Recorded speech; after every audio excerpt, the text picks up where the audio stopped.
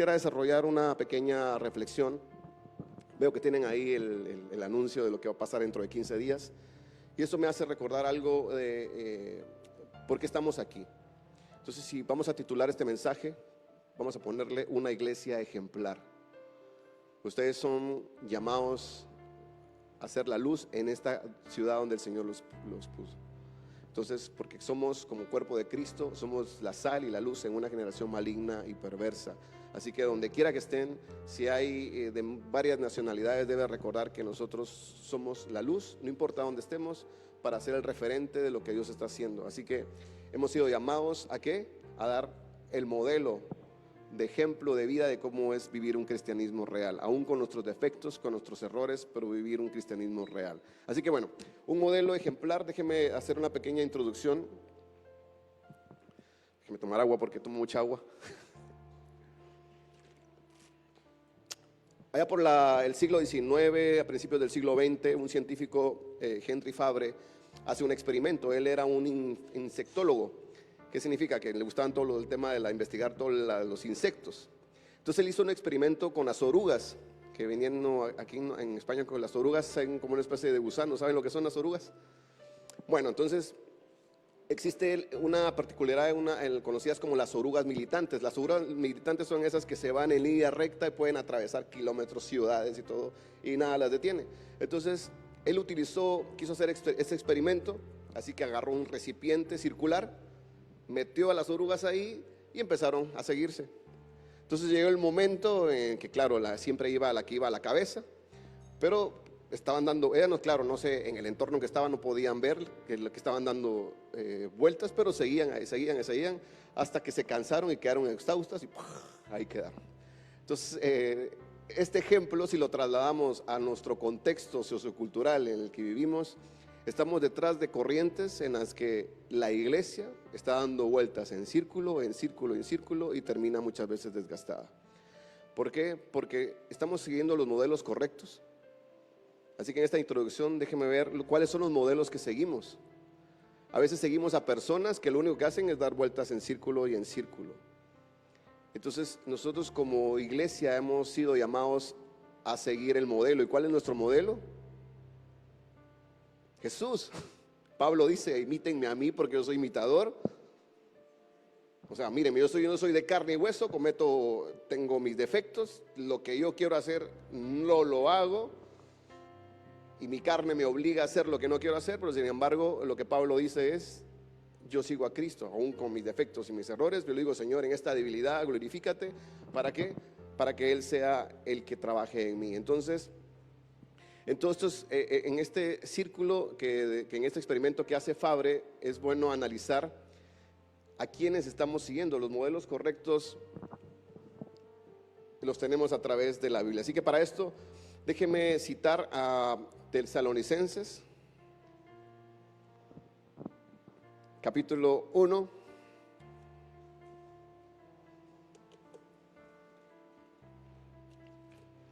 Si tiene su Biblia puede ir a Primera de Tesalonicenses, capítulo 1,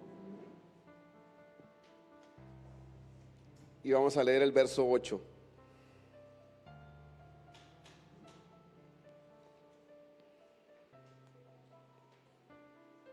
¿Ya todos estamos? Primera de Tesalonicenses, capítulo 1, verso 8. Dice la palabra del Señor: porque partiendo de vosotros ha sido divulgada la palabra del Señor, no solo en Macedonia y Acaya, sino que también en todo lugar vuestra fe en Dios se ha extendido. De modo que nosotros no tenemos necesidad de hablar nada, porque ellos mismos cuentan de nosotros de la manera en que nos recibisteis y cómo os convertisteis de los ídolos a Dios para servir al Dios vivo y verdadero. En otras palabras, lo que el apóstol Pablo está transmitiendo aquí es el ejemplo de vida por medio del testimonio. Es lo que va a reflejar realmente el carácter de Cristo está en ustedes. Es decir, no tienen necesidad de hablar nada. ¿Ha conocido alguna persona ahí que se vende? Como decir: no, hermano, es que usted no me ha escuchado predicar, no, es que usted no me ha escuchado cantar, no, es que usted no me conoce, no, y se vende de una manera. Pero aquí lo que está hablando Pablo es: no tienen necesidad de hablar nada, porque la misma comunidad está siendo testigo de quiénes son ustedes. Y eso es lo que nosotros tenemos que provocar en el lugar donde estamos. Aquí déjenme enfatizar un texto importante que justo en la mañana lo mencionaba. Y lo voy a explicar muy rápido. En el Sermón del Monte, que son principios para vivir aquí donde estamos, Jesús habla, después de las bienaventuranzas, hace una ilustración y empieza por la sal. Dice, soy la sal del mundo, porque tenemos que salar esta tierra. Pero si la sal pierde el sabor, ¿qué pasa? No sirve más para nada. La sal en la época de Jesús pues tenía tres funciones, bueno, en ese contexto en el que se escribe, que era uno, preservar los alimentos, porque claro, no tenían los congeladores que ahora teníamos, entonces los alimentos se preservaban a través de la sal. Segundo, pues como lo conocemos, para darle el sazoncito a la comida. Y tercero, pues para fertilizar la tierra. Entonces, ¿a cuál de las tres se refería Jesús? Pues probablemente a las tres, porque somos quienes preservamos la verdad, le damos ese sazón a la vida y por tanto fertilizamos el lugar donde estemos. Así que no importa de qué país usted venga, usted va a fertilizar el lugar donde el Señor lo ha enviado, porque somos sal. Como les dije, soy ingeniero civil. Esto al leer el Sermón del Monte me hace recordar mis clases de química. Entonces, voy a la tabla periódica y es bien interesante la particularidad que tiene la composición de la sal, de los minerales y estas cosas. Hay una clasificación de sales, pero si me voy a la composición binaria, es decir, lo que es la sal es cloruro de sodio. Y el cloruro de sodio tiene una particularidad que es que puede resistir todo tipo de ataques, pero si se contamina, no solamente es inútil, sino además se vuelve peligroso. Entonces, cuando vemos la explicación de Jesús, decimos, somos la sal, y ya vemos de la parte científica, le podemos sacar mucho más si quiere. Entonces, ¿qué quiere decir? Que si pierde el sabor, no sirve más para nada. Entonces, ¿qué tenemos que hacer? Salar la tierra donde nosotros estemos, es decir, prestarle atención de cuál es nuestra esencia para permanecer en Él. ¿Y cuál es nuestro fundamento? Jesús. Entonces, ¿de qué manera se va a dar un buen testimonio? A través de la Escritura. ¿Por qué inventarnos tantas cosas? Y aquí lo tenemos. Lo que pasa es que simplemente en la comunidad cristiana hemos abrazado todo el sistema de comodidad que existe. Entonces ahora no queremos profundizar, es más fácil escuchar. Yo conozco pastores que escuchan prédicas de otros y lo que hacen es repetirlas. Más ahora de repente escucho a algunos por ahí que no, es que porque cuando usted menciona palabra en hebreo o en griego, pues como que le da más peso. Un pastor por ahí decía, no, decir que el griego, le decía a alguien, le estaba dando un consejo, dice que la palabra es griega porque eso le va a dar más peso a tu prédica. Entonces yo a veces escucho, digo, bueno, ¿cuántos años me maté estudiando yo para estudiar el griego koiné, el hebreo bíblico? Y estos vienen a dar una charla porque la agarraron del libro Strong, le están diciendo, para empezar, mal pronunciado. Segundo, fuera del contexto de lo que está diciendo. Y tercero, la explicación que están usando no tiene nada que ver con lo que están aplicando. Entonces, ¿por qué? Porque hoy día compramos y repetimos, pero en realidad no estamos siguiendo los modelos correctos. Entonces hoy día podemos ver tanta propuesta que hay en YouTube, pero ¿será que es el modelo que Dios está proponiendo? Lo que hay que hacer es volver a la Escritura. A.W. Tozer, en un libro conocido como La Cultura, él dice lo siguiente: escuchamos tantos predicadores hablar de Cristo, pero no dicen lo mismo que la Escritura está diciendo. Entonces, ¿cuáles son los modelos que nosotros recibimos? Aquí déjeme enfatizar algo bien importante, porque todo inicia desde casa, desde la familia. En mi libro hablo mucho de la familia y me gusta siempre enfatizar esto, porque si Pablo dice, ustedes no tienen necesidad de hablar nada, porque ellos mismos cuentan de nosotros de la manera en que recibiste y cómo se convertiste de los ídolos a Dios para servir al Dios verdadero. Es decir, nuestro testimonio al final de cuentas va a ser reflejado. ¿Ustedes recuerdan de las palabras cuando Jesús dice, es que yo no tengo por qué dar testimonio de mí mismo? Porque si yo doy testimonio a mí mismo, entonces ¿será que tendrá un valor? Porque es mi comportamiento. Estamos en una época donde decimos que somos A, pero nos comportamos B. Y todo inicia desde casa. Entonces, si los modelos desde casa no son los correctos, entonces, ¿a quién estamos siguiendo? ¿A quiénes seguimos? ¿A quiénes escuchamos? ¿Qué es lo que realmente está en nuestro corazón? Jesús dijo, de la abundancia del corazón habla la boca, ¿no?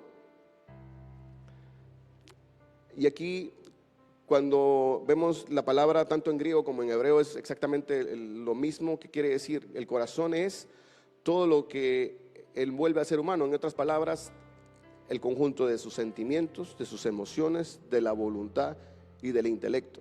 Entonces, cuando Jesús dice de la abundancia del corazón habla la boca, está diciendo de la abundancia de tus sentimientos, de la abundancia de tus emociones, de la abundancia de esa voluntad, va a salir por tu boca. Cuando usted se va a Proverbios y dice, de toda cosa guardada, guarda tu corazón, ¿qué está diciendo? De toda cosa guardada, guarda tus sentimientos, guarda tu voluntad, guarda esas emociones, porque de ahí va a demandar toda la vida. Entonces, ¿cuáles son los modelos que estamos siguiendo? Eso es lo que tenemos que prestarle atención, porque es lo que estamos recibiendo para poder ser mejores cada día. Entonces, ante eso, en una iglesia ejemplar tiene que reconocer primero que no podemos estar exhaustos, y a veces la iglesia está exhausta porque sigue los modelos incorrectos. Entonces termina después como las orugas estas militantes que explicaba, porque dieron círculos y círculos y círculos, y hoy día vemos cuántas personas que andan siguiendo a un Cristo que al final es un Cristo de fantasía, como mencionar un M de McDonald's. ¿Por qué? Porque se ha construido un Cristo superficial y no un Cristo basado en el texto bíblico. Entonces, ¿qué pasa? La debilidad del cristianismo, porque carece de un fundamento realmente bíblico. John Stott, un teólogo del siglo XX, decía lo siguiente: la iglesia cristiana tiene un avance acelerado en su crecimiento, pero carece de profundidad bíblica. En otras palabras, tenemos una cantidad de cristianismo, pero con falta de alimento bíblico cristiano apegado a la escritura. Entonces tenemos que levantar la mano y decir, no, Dios siempre deja un remanente. Aquí está la iglesia Príncipe de Paz, se llama. Es el remanente que el Señor está dejando para defender lo que realmente el texto nos dice. Pero para eso, ¿qué hay que hacer? Pues no deje de congregarse, no deje de buscar al Señor. Tenemos que saber que el Señor pone siempre pastores que nos dirijan, que nos guían para poder crecer. Entonces, ¿cuáles son los modelos que seguimos? ¿A quién seguimos? Muchas veces decimos, es mi pastor, pero escucha al pastor, él realmente ni siquiera es el pastor, porque escuchamos más lo que los predicadores dicen en YouTube, pero menos escuchamos al pastor. Entonces, ¿será que es mi pastor? Entonces, ¿cuál es mi modelo? Entonces, me la paso toda la semana escuchando a cuánta oferta que hay, y lo que menos hago es escuchar a mi pastor. Entonces, ¿a quién estoy siguiendo? ¿Cuál es mi modelo? Y eso es lo que tenemos que reflexionar y saber a quién estamos siguiendo.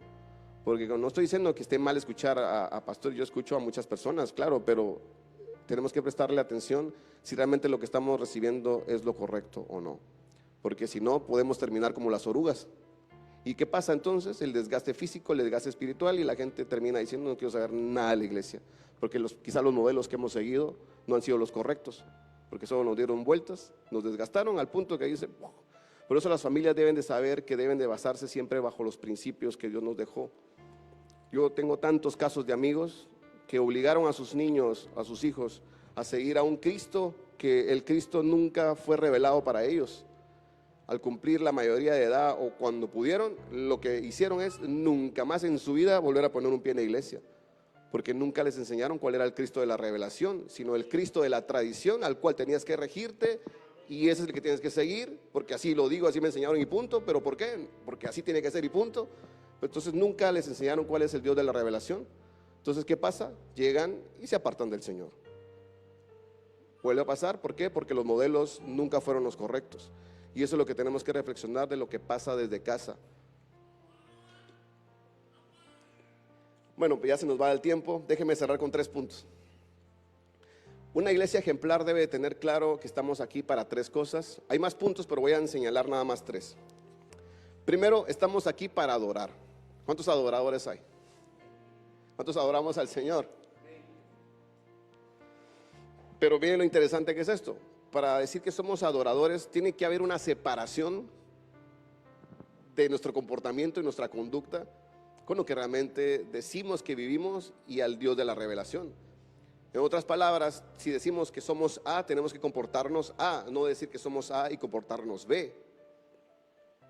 El tema de la adoración, podría mencionar algunas cosas, pero déjenme contarles, por ejemplo, cómo mi mamá, por ejemplo, nos educó en ese sentido. Y vayámonos a algo tan básico como la ofrenda, pero que al final determina muchas cosas. La ofrenda, sobre todo en la iglesia hispana, a veces hasta se manipula por la presión económica que se tiene. A veces me invitan y me dicen, hermano, de un curso de economía en la iglesia, porque mire, la iglesia no diezma, no ofrenda. Pero lo que menos voy a hablar es de finanzas, porque digo, lo que hace falta es tener Que la iglesia sepa cuál es el Dios de la revelación, es decir, a quién adora. Porque si la iglesia tuviera claro quién es el Dios al que adora, lo que menos habría es una presión económica. Mire, por ejemplo, he estado en iglesias como Rick Warren, no sé si lo han escuchado, que escribió un libro llamado Una vida con propósito. Hace años atrás, recuerdo cuando fui invitado y estuvimos en una actividad, pero él dice, no, entonces antes de dar el espacio, dice, vamos a hacer una oración dándole gracias a Dios, porque aquí está el diezmo eran de $8 millones, lo que habían recaudado ni siquiera era era para un proyecto misionero que estaban haciendo. Entonces son $8 millones, ¿cuánto ingresó? $80 millones. Imagínense reunir $80 millones en un proyecto que no era ni siquiera de los importantes de la iglesia, sino era para un apoyo. Y dice, no, aquí está el diezmo, vamos a orar. Entonces, alguien diría, no, pero es una comunidad diferente, es una iglesia que tiene el recurso económico, pero nunca piden dinero. Entonces, ¿cómo tienen tanto dinero para invertir si no piden dinero? Entonces, hay porque vienen, Estados Unidos, para empezar, está fundamentado de principios judeocristianos. De hecho, hace poco en una investigación que estaba haciendo tuve que leer las cartas de los presidentes. Entonces, cuando empiezo a leer las cartas, esto era como que entre pastores se hablaban. Washington escribiéndote a Adams, a Jefferson, a Hamilton, y cuando mirabas las cartas que se dirigían uno con otro, pues se citaban citas bíblicas. Claro, no decían como dice la escritura, pero era evidente que estaban citando la Biblia. Entonces, una nación que fue fundada en principios judeocristianos. Claro que con el tiempo, por no saber transmitir el mensaje a las siguientes generaciones, pues ya vemos todo lo que está pasando, ¿no? Y es bien triste porque, saben, a mí me invitan mucho a veces a iglesias que aniversarios, y más ahora me han estado invitando, bueno, no este año, pero años atrás. Y dice, hermano, venga a compartir porque resulta que compramos este templo. ¿Y a quién se lo compraron? Pues a la iglesia anglosajona. ¿Y qué pasó? Porque mire, pues ya solo habían personas adultas, ya no pudieron, o sea, de mayor edad, ya no pudieron cómo sostener, porque sus hijos ya no pudieron, ya no continuaron. Entonces, ¿qué pasa? La iglesia hispana la compra. La iglesia hispana feliz, no, compramos, porque ahora venimos los misioneros que nos mandaron de Estados Unidos a América Latina. Entonces ahora los latinos de Hispanoamérica vienen ahora a evangelizar la iglesia de Estados Unidos, y feliz porque ahora estamos comprando los templos, y todos felices ahí testificando cómo Dios está glorificando, que ahora el hispano viene a ser de ejemplo para todos este país. Y yo digo, bueno, testifiquen, está bien, pero tenemos que prestarle atención a algo. Lo que sucedió con esta iglesia es porque no supieron transmitir el mensaje. Que en 50 años no les esté pasando a ustedes lo mismo, que ahora venga la iglesia musulmana a decir, ahora le compramos a los protestantes latinos que vinieron, por no saber transmitir el mensaje. ¿Por qué? Porque no tenemos claro cuál es el Dios de la revelación. Y si estamos para adorar a Dios, ¿será que tenemos entonces claro a quién adoramos? Algún ejemplo tan sencillo. En Juan 14 Dios dice, o Jesús le dice a sus discípulos, ¿me aman? Si les pregunto acá, a una pregunta general, ¿cuántos amamos a Dios? Pues todos levantamos la mano. Pero bueno, ¿será que eso es cierto? Tan sencillo como ir a la escritura, a Juan 14, no tengo que venir aquí yo con decir que soy el profeta, no Dios me habló, no, vamos a la escritura, Juan 14 dice, ¿me aman? Bueno, cumple mis mandamientos, tan sencillo como eso. Si en verdad me amas, pues cumple los mandamientos. Ahí está, el reflejo es saber que si amamos a Dios, vamos a pegarnos entonces a la escritura. Vamos a tener defectos, errores, van a haber, no existen personas perfectas, pero sí personas que tienen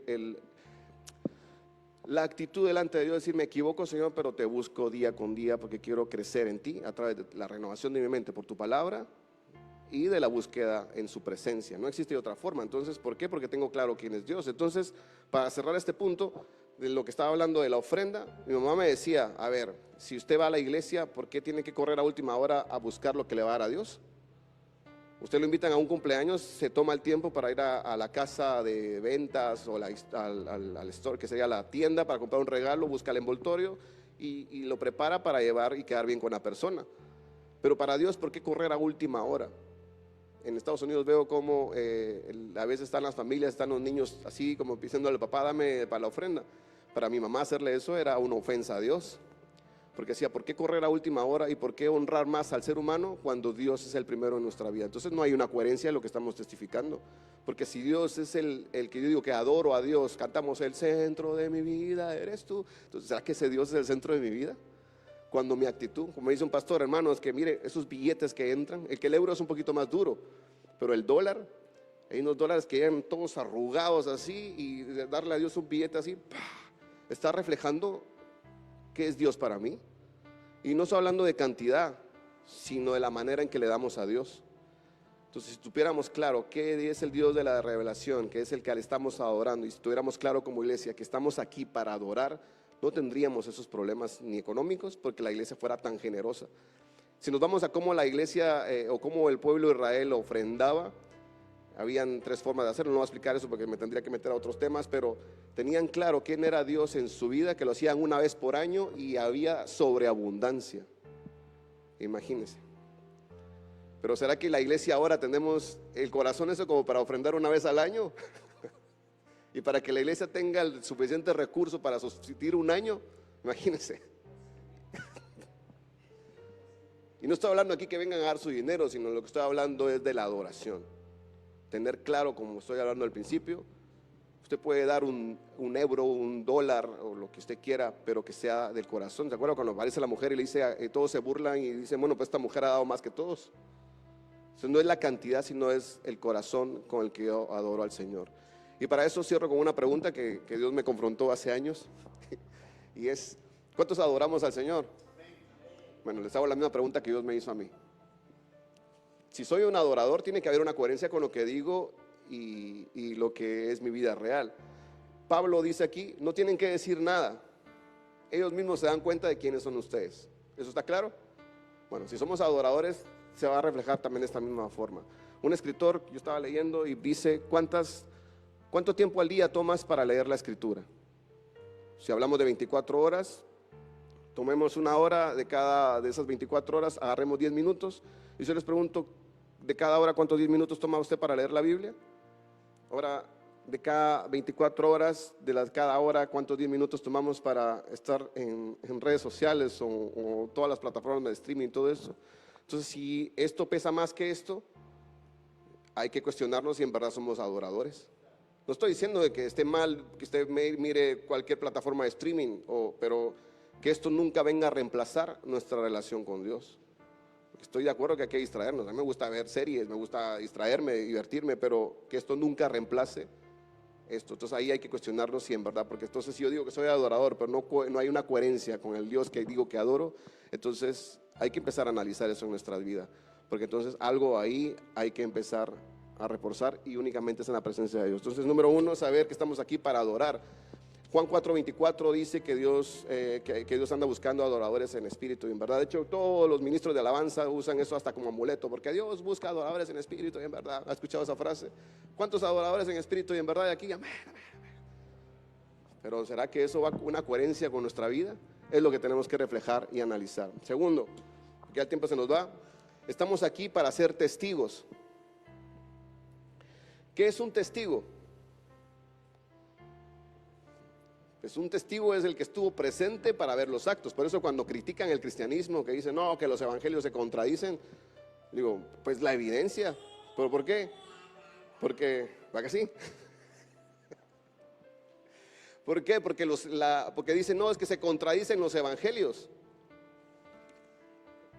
Y le digo, no, porque el testigo ocular, a ver, si aquí afuera, vamos, y de repente en la esquina hay un accidente, y vamos a poner un hermano en cada esquina, pues todos van a narrar la historia del accidente, pero cada uno lo va a dar de acuerdo a lo que vio. Uno va a decir, no, es que venía el hombre manejando y chocó. El otro lo va al lado, no, es que la mujer que venía al lado, pero el otro lado nunca vio a la mujer. ¿Sabe lo que quiero decir? Por eso cuando nosotros vamos a la narrativa de los evangelios, ahí pareciera que hay una contradicción, porque a veces chocan por ejemplo, encuentra que en un evangelio habla de dos de endemoniados, pero otro dice no, que eso era un endemoniado, pero en realidad no es una contradicción, eso le da más credibilidad, porque dentro del sistema jurídico, cuando se llama a alguien de testigo y se coinciden los testimonios, entonces se pusieron de acuerdo. Pero si la historia es la misma, pero con diferentes versiones, tiene más credibilidad porque se conoce como el testigo ocular. Entonces nosotros estamos aquí para ser testigos de que Jesús es real en nuestra vida. Él nos ha llamado a hacer testimonio. Dice en Hechos 1, versículo 8, que me seréis testigos, habla del lugar donde están, y en todos los lugares hasta el último rincón de la tierra. ¿Para qué hemos sido llamados entonces? Para adorar. Segundo, para ser testigos, para testificar que Él es real en nuestra vida. Miren, no tenemos que ser teólogos para hablar de Cristo. Basta con testificar el cambio que Él ha hecho en nuestra vida para poder demostrar que Él es un Dios real. Y a veces nos metemos a problemas, decía, si aparece alguien a decirle, no, demostrame que Dios es real. Dígame, cuando yo he conocido casos de chicas de 12 años que fueron violadas por su padre biológico, y al tiempo ver esa restauración, solamente lo puede hacer Dios. Es el único que hace que una niña que fue violada por su padre biológico pueda volver a abrazarlo y decir, ok, te perdono, y construir una vida. ¿Cuántos casos podemos encontrar de tantas historias que han sucedido en la humanidad? El único que hace regresar los corazones a eso es Dios. Entonces pueden existir tantas terapias. Si no, vemos a Sigmund Freud, el padre del psicoanálisis, que él decía, no, yo a través del psicoanálisis puedo hacer para curar al ser humano. Aún así, el hombre tenía tantos sus problemas, pero nadie puede curar a otro ser humano, porque la única forma de la evidencia que un ser humano es cambiado al 100% es a través de la presencia de Dios y la renovación a través de la palabra de Dios, y no existe otra forma. No estoy menospreciando aquí a la psicología, a la medicina y nada de eso, porque todo ayuda, pero el que cambia realmente al ser humano es Dios. Entonces quiere demostrarle a alguien que Dios existe, algo tan sencillo como ver el cambio que solamente produce Dios en la vida de aquella persona que decide seguirlo y cambiarlo. Entonces, ¿de qué forma vamos a ser testigos? Pues testificando que Dios ha hecho algo en nosotros. Sí, pero te equivocas, tienes errores, pues supuesto, no somos perfectos, pero la diferencia es que reconocemos que sin Él no somos nada. El cristianismo, tenemos que tener esto en claro, el cristianismo no consiste en ver que somos perfectos. El cristianismo consiste en reconocer día con día lo débiles que somos, para decir que sea Él el que crezca en nosotros. Por eso la Escritura dice, el que crea estar firme, ¿qué dice? Pero lamentablemente estamos dentro de un sistema tradicional religioso que nos hace creer quién es el más espiritual, y vivimos una hipocresía. Porque entonces el espiritual, el que amén, aleluya, camina con la palomita, pero al final también tiene debilidades, ¿o no? Entonces es reconocer día con día que somos débiles y que lo necesitamos a Él. Usted se va a Juan 15, Jesús dice, si permanecen en mí, todo va a estar bien, porque separados de mí, dice Jesús, nada podéis hacer. Hablando un poco en historia con todo esto de la manera que se ha testificado ahora Cristo, hemos dado un mal ejemplo. Por eso tenemos que volver a la esencia, a la Escritura, y decir, ok, el cristianismo no es perfecto, se equivoca. El que es perfecto es Jesús, y Él está en nosotros y nos puede cambiar. Entonces, pero ¿qué pasa? Porque ahí es una mezcla de emociones que entran, pero el mal testimonio de la iglesia está dejando en vergüenza a Cristo, porque se nos olvida que somos seres humanos, que cometemos errores. Nos vamos a equivocar, pero tenemos que levantarnos y seguir adelante, porque el único que produce un cambio, como vuelvo a repetir, es Jesús. Pero de esa manera, ¿cómo la vamos a hacer? Testificando que Él es real. Así que, repitiendo todo otra vez, 2 puntos. ¿Estamos aquí para qué? Para adorar. Estamos aquí para ser testigos. Y déjenme terminar con el último, porque vamos a cerrar. Estamos aquí para trabajar. La iglesia tiene que trabajar. Una iglesia ejemplar tiene que trabajar, pero no trabajamos.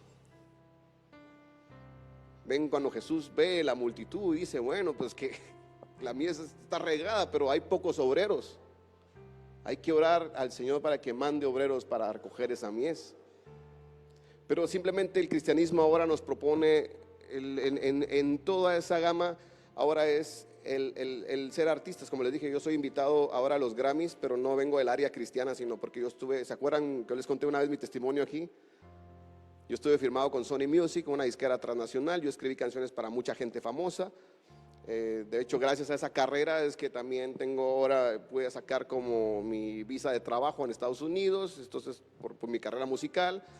Entonces, por eso es que tengo la invitación. Pero cuando yo veo entonces ahora los amigos que andan metidos en los Grammys, porque ahora hay una clasificación para la música cristiana. Entonces, dentro de la música cristiana, pues ahora todo el mundo quiere ganarse un Grammy. Yo digo, bueno, estoy de acuerdo, tenemos que ser sal y luz. Pero ¿cuál es la motivación? ¿Ganarse el Grammy o testificar a Cristo? Entonces veo muchos como me hablan y me dicen, no, mira, conectame con tal persona, esto y que el otro. Pero entonces quieren dar evidencia al evangelio. Me dice uno hace años en Sudamérica, en Uruguay: mira, tú que conoces mucha gente, es que me urge hablar de Cristo, me dice, porque la gente se está perdiendo. Entonces, ¿qué querés? No, es que estoy con mi CD, ayúdame ahí para ir a hacer gira evangelística, porque urge hablar de Cristo, la gente se está muriendo sin Cristo. Pues empieza entonces en tu comunidad. Porque entonces, ¿cuál es la intención de ir a las naciones a hablar de Cristo? Empieza en tu comunidad. Si la gente se está muriendo, empieza en tu comunidad. Entonces la intención del corazón no es hablar de Cristo, sino es buscar el reconocimiento. Entonces, con todo lo que sucede, más ahora con todo el avance de la teología de la prosperidad, ¿qué es lo que nos hace creer? Pues que el que es más grande, el que tiene más personas en la iglesia, al final de cuentas es el que está en lo correcto, y muchas veces no es así, porque puede estar la iglesia, como en Colombia un pastor que nunca más me volvió a invitar, porque digo yo, bueno, 12 personas revolucionaron y cambiaron el mundo por un mensaje de Cristo. Me estás presumiendo de una membresía grande, entonces ¿por qué Bogotá no ha cambiado? Algo estamos haciendo mal, porque igual en Guatemala, yo soy guatemalteco, aunque vivo en Miami, pero entonces digo yo, en la reunión de pastores, presumimos ser una iglesia cristiana de mayor o de crecimiento en el mundo, es decir, Guatemala, un país con gran porcentaje de cristianos, pero parece que la realidad tiene en deuda a la sociedad. Es decir, que el cristianismo está en deuda con la sociedad, porque entonces no hay una coherencia. Es un país con tanto criminalidad y con cuantas cosas que se escuchan, pero presumimos de ser un país sumamente cristiano. Por ahí sale un pastor que justifica, no, porque donde sobreabunda el pecado, sobreabunda la gracia, y ahí podemos justificar lo que queramos, pero digamos, seamos honestos, ¿estamos velando por el interés de Cristo o por nuestros propios intereses? Y Dios nos está llamando a trabajar. Así que no importa el área donde estemos sirviendo, alguien puede estar encargado solo de abrir o cerrar la puerta, pero este sistema nos hace creer quién es más importante. Y quién es más importante para lo que se conoce en la tradición de la iglesia cristiana es el que está con el micrófono frente a una cámara, el que está siendo popular. Pero ¿qué está el de la persona que viene a lavar los baños? ¿Acaso no es importante? ¿Acaso no es importante la persona que viene a limpiar el templo, a ordenar? El que está detrás de la pantalla que nadie mira, pero está corriendo, poniendo versículos, haciendo cosas. ¿Acaso no es importante el que todo el tiempo anda pendiente de ahí de lo que está sucediendo en la iglesia, o el que abre la puerta? Entonces todos somos importantes dentro del servicio a Dios, pero el sistema nos está llevando a creer que quién es más importante que otro, y no hay más importantes que otros.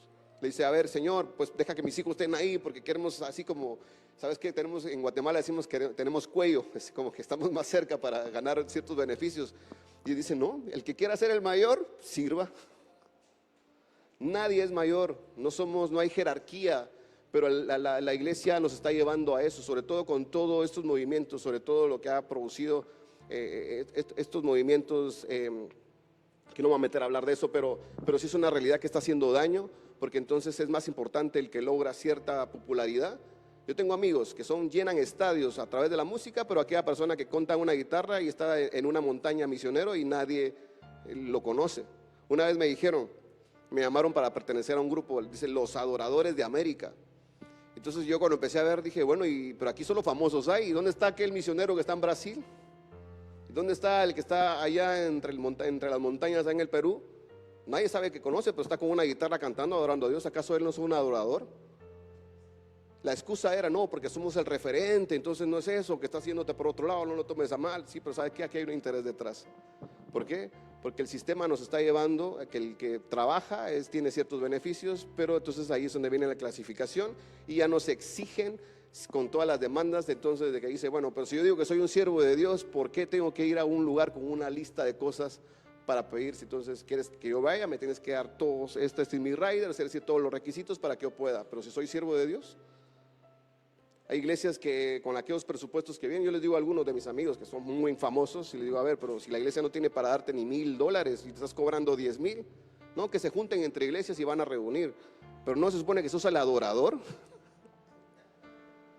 Si Dios te bendice, ¿cuánto dinero entras? Más ahora con todo lo que son las plataformas de streaming, ustedes tienen la cantidad de dinero. Por cierto, busquen mi música ahí en las redes sociales porque me da dinero. Pero la cantidad de dinero que muchos se meten cuando una canción es tan popular, que entre más horas tenga, más dinero están ganando. Entonces digo, pero si tenés tanto dinero lo que te entra por todos los streaming, ¿por qué le estás cobrando a ellos? Es que es mi trabajo. Yo entiendo las dos partes, de que ha sido abuso de ambas partes, pero lo que yo sí no estoy de acuerdo. De hecho, el otro año salió un libro se llamaba El negocio de la música cristiana, pero le cambié, ahora se llama El negocio de la fe, que ahí va a saldrá en su momento, de donde lo que a mí me molesta es que digamos que somos siervos de Dios, pero al final buscamos siempre un interés personal, y eso no es así, porque todos, A.W. Tozer, por citarlo otra vez, él dice: en la iglesia de Dios no debe de haber lugar ni para ambiciosos ni para perezosos, por tanto nadie debería de negarse el servir al Señor. Mire todo el proceso que hay con la música, a los músicos le dan tan duro, pero el estar en alabanza, digo porque yo también soy músico, siempre da cierta popularidad. Y entonces a veces el servicio es, ¿cuántas personas se van de las iglesias? No, es que ya no me dejaron tocar la guitarra, no, es que ya no me dejaron cantar. Pero entonces, ¿le estaba sirviendo a Dios o al hombre? ¿Cuántos corazones, cuántos corazones están, cuántas divisiones no hay en la iglesia?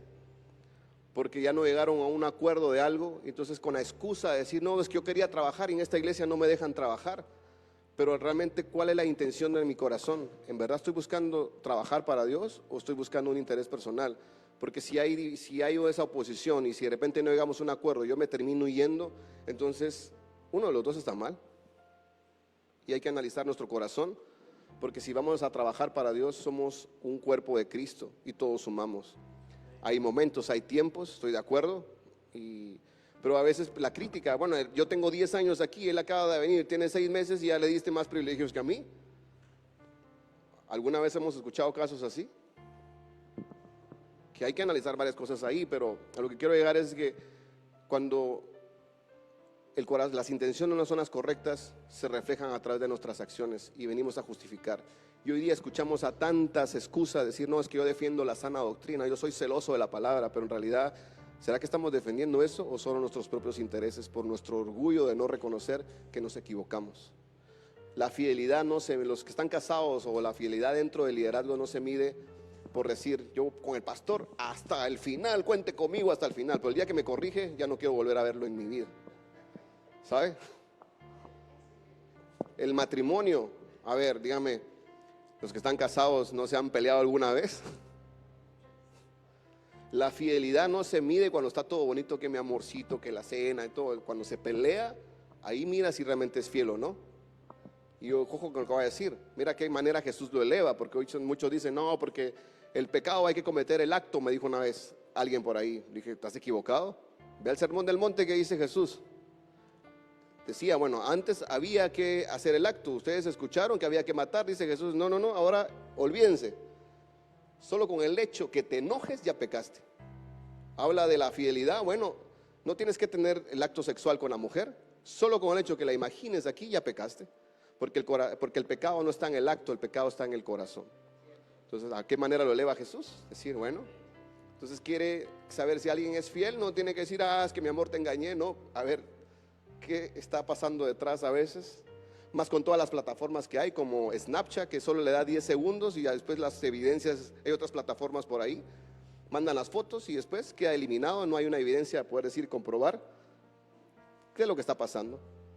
Entonces se da cuenta, hay a veces actos, hay tantas infidelidades que ahora en lo cibernético, parejas infieles, esposas que se pelean, hombres que se pelean con su pareja, pero terminan luego ahí, no, es que tú sí me entiendes, gracias, y así que qué lindo, pero el corazón quizá va por otra intención y eso es lo que tenemos que analizar. Así que regresando, resumiendo todo, hay muchas cosas que analizar en la iglesia para dar el ejemplo de que somos un modelo, para recordarle a la humanidad que sí se puede cambiar a través de lo que Dios nos dio. Entonces resumamos todo, ya voy a cerrar, es, número 1, la introducción, cuáles son los modelos que estamos siguiendo, y eso nos hace poder reflexionar que estamos aquí como una iglesia ejemplar y que estamos para 3 cosas, hay más pero solo puse 3. Número 1, para adorar. Número 2, para ser testigos. Y número 3, para trabajar. ¿Cuántos quieren apoyar la iglesia y seguir trabajando? Pues súmense, la iglesia debería estar llena de personas que digan, pastor, ¿en qué quiere que apoyemos? Aquí estamos. Pero eso es que lo que menos, hablo en iglesia en general, Yo sé que aquí ustedes trabajan y apoyan, pero eso debería de decir que el pastor ya no sabe dónde meter a tanto hermano que quiere servir a Dios y no estar presionando para decir, mire, ¿será que usted quiere? Hay que convencer a los hermanos para que sirvan. En vez de decir, bueno, ¿sabe lo que quiero decir? Déjeme pasarme al piano porque ya se nos fue el tiempo. ¿Cuál uso de este micrófono?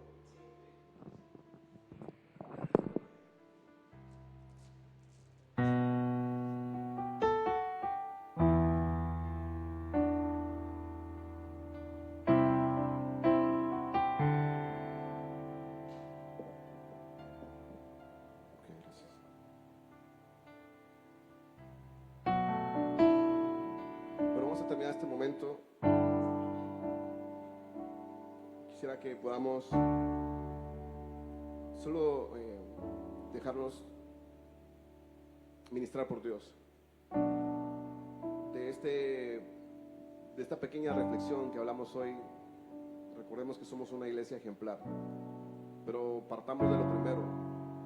¿Será que estamos recibiendo los modelos correctos? Entonces me dicen, bueno, es que yo no tuve el modelo correcto, no sé cuál sea, porque si le pongo a preguntar a cada uno aquí, todos vamos a tener una historia triste que contar.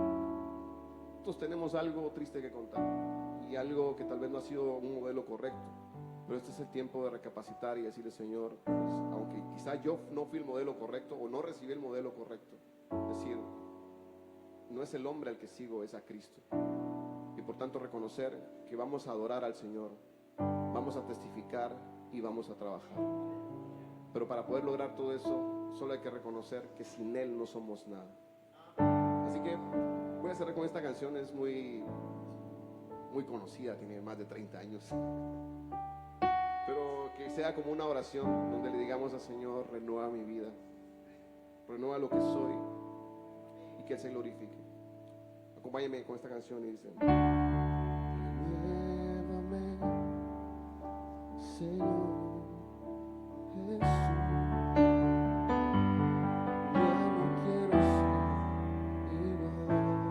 Cantarlo conmigo y decirle al Señor: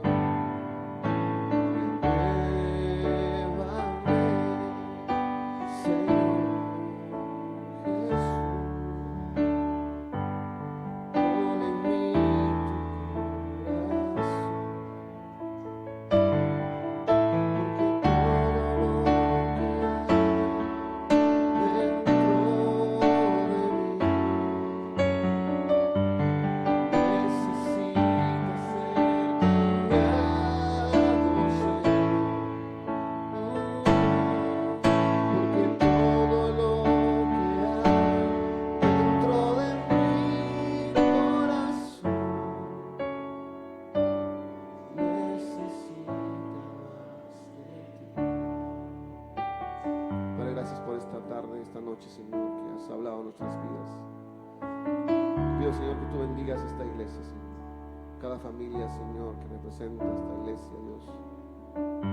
Cualquier situación que estén pasando, Señor, te pido que seas tú siempre hablando a sus vidas, que a pesar, Señor, de cuántas dificultades puedan enfrentar día con día, ya sea que son de esta nación o han venido de fuera, Señor, Padre, tú los has traído con un propósito, con un plan divino, Señor, y que os puedan, Señor, tener esa revelación de quién eres tú en sus vidas, Dios, y que a pesar de cuántas dificultades, obstáculos, cuántas amenazas a través de todo el mundo ideológico, o Padre, a través de una situación económica difícil, alguna enfermedad o cualquier problema, Señor, que tú sigas hablando a sus vidas, Señor,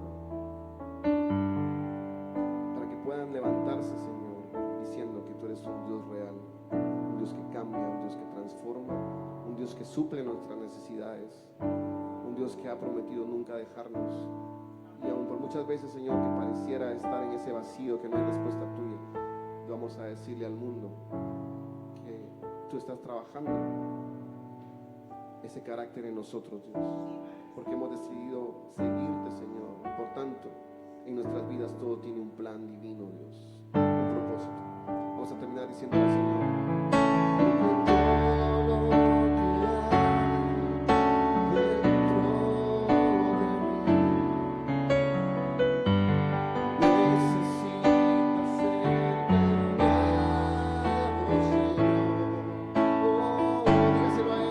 porque todo lo que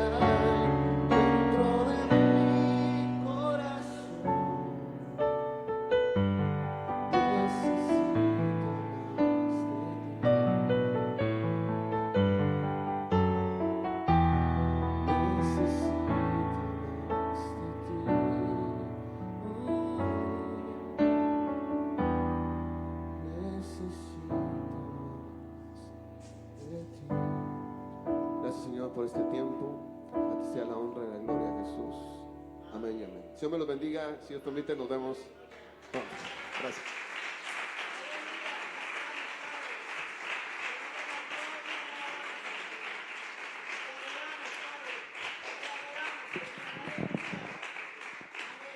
Muchas gracias por todo. Bueno, hermanos, ya nos vamos a despedir. Le damos gracias a Dios por el pensamiento que el hermano ha traído y nos despedimos ya de las redes sociales. Así que Señor bendiga a todos los que nos han escuchado. Bien.